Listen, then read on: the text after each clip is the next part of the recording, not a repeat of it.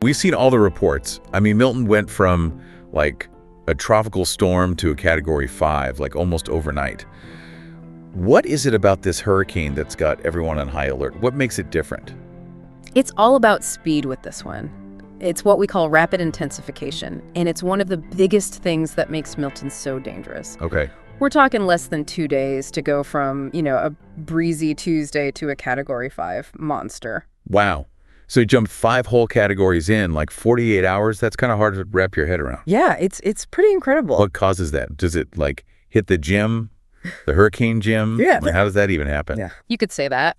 Basically, warm ocean water is like rocket fuel for hurricanes, and Milton happened to stumble onto a patch that was basically overflowing. Okay. And on top of that, there was very little wind shear, which means that the winds higher up in the atmosphere weren't messing with its structure. Okay. So Milton was free to just kind of power up uninterrupted. Okay. So we've got the warm water, we've got the calm upper level winds. Anything else? My notes here say something about how the pressure in this hurricane is unusually low, even for a major hurricane. Yeah, so you're right. The pressure is key here. The lower the pressure is in the eye of the hurricane, the stronger the storm. Okay. Think of it like a giant vacuum cleaner, right? Okay.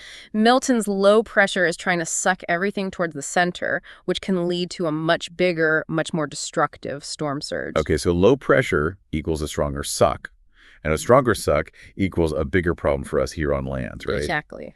So my notes say that Milton had a central pressure measured at 897 millibars. Is that right? That's right, yeah. So that sounds low, but like how unusual is that? To put it in perspective, there's only been a handful of storms in recorded history that have had pressure that low. Wow. We're talking like some of the most intense hurricanes ever recorded. And that's why even if Milton weakens a bit before it makes landfall, which it's entirely possible, Right. a direct hit, even at a Category 3 or 4 on a place like Tampa Bay, Yeah. that's still a major event. You don't want to be anywhere near that vacuum cleaner. Right. You're really driving home the point about the pressure here, and rightfully so. Okay, so let's talk about another one of Milton's quirks here. We've been seeing these reports about what they're calling an eye wall replacement cycle, which makes it sound like this thing is, changing clothes in the middle of a fashion show. What is going on with that? It kind of does sound like a wardrobe change, doesn't it? Yeah, a little bit. But it's actually a pretty common thing in powerful hurricanes. Okay. So picture this, right? The hurricane's eye wall, that ring of the most intense winds around the column eye, is kind of like a spinning top. Okay. And sometimes that top gets a little wobbly and a new, bigger eye wall will actually form around the original one. So it's like Milton decided to supersize its order of intense winds, basically. Yeah. Does that mean it's going to be even stronger? So here's the thing. A bigger eye wall doesn't automatically mean stronger winds. Okay. In fact, the maximum wind speeds might actually go down a little bit during this eye wall replacement cycle. Think of it like spreading the same amount of energy over a larger area. Okay, so that almost sounds like good news. Well, there is a catch. So while the very strongest winds might lessen a bit, the storm itself is actually growing larger, and that's where the danger comes in. Okay. So instead of direct hit from those like peak winds in a very small area, you could see the impacts of hurricane force winds and torrential rain much, much farther inland. Oh, okay. So it's like trading a laser pointer for a floodlight. No. It's not ideal. Speaking of impacts, we've got to talk about where this thing is actually headed. It looks like Tampa Bay is right in the crosshairs here, which, I mean, that's pretty scary considering how long it's been since a storm of this magnitude has even come close. Yeah, you're right. The latest forecasts that we're seeing, they are showing a very high probability of Milton making landfall in the Tampa Bay area, probably sometime Wednesday afternoon or evening. Wow. So less than 48 hours from now, at the time that we're recording this, you mentioned that Tampa Bay hasn't seen a storm like this in over a century. I mean, that's got to be a major concern. Oh, it definitely is. Yeah. The last time a hurricane this strong hit that area was all the way back in 1921. Wow. And, back then they didn't even have the kind of sophisticated warning systems that we have in place today, which is kind of fascinating, but also kind of, a bit frightening because it's like comparing, apples to oranges in terms of our ability to predict and prepare. Right. It really puts things in perspective. Yeah. Okay, so we've got a rapidly intensifying hurricane. It's going through this eye wall replacement cycle as we speak, and it's headed straight towards a major metropolitan area that hasn't seen a storm like this in generations.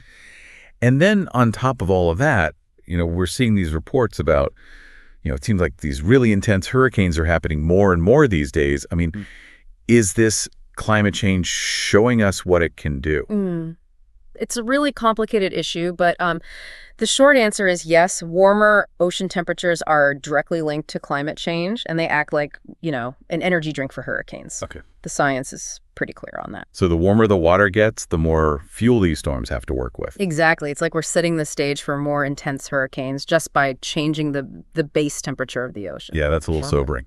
Okay, so you mentioned earlier this idea of the dirty side of the hurricane. What is that exactly, and why does it matter, especially with Milton? So if you think about a hurricane like a spinning disc, right, the dirty side is the right-hand side of that disc. Okay. Usually like the east or northeast quadrant as the storm moves forward. Okay. And it's where the winds are basically whipping around at their fastest, picking up more water and slamming it onto the coast. So it's like the hurricane's power punch. Exactly. And unfortunately, the models that we're looking at are projecting that Milton's dirty side is lined up to slam right into the Tampa Bay area. And that's the last thing you want to hear, especially when you consider everything else we know about Milton. The size, the potential strength. Yeah. That's why it's so important to pay attention to these details, not just the overall category of the storm. And it's also why it's absolutely crucial to be prepared, especially in a region that hasn't really experienced a major hurricane in quite some time. Right, we can't control the weather, but we can control how we get ready for it. Well, we've covered a lot of ground today. From the rapid intensification to that crazy eye wall replacement cycle, projected track, the whole dirty side thing, the potential impact on Tampa Bay. We even got into the bigger picture with climate change and the role that it plays in all of this. Yeah. Stay safe, stay informed, and we'll be here to break down any other storms that come your way. Until then, keep exploring, and remember, knowledge is power.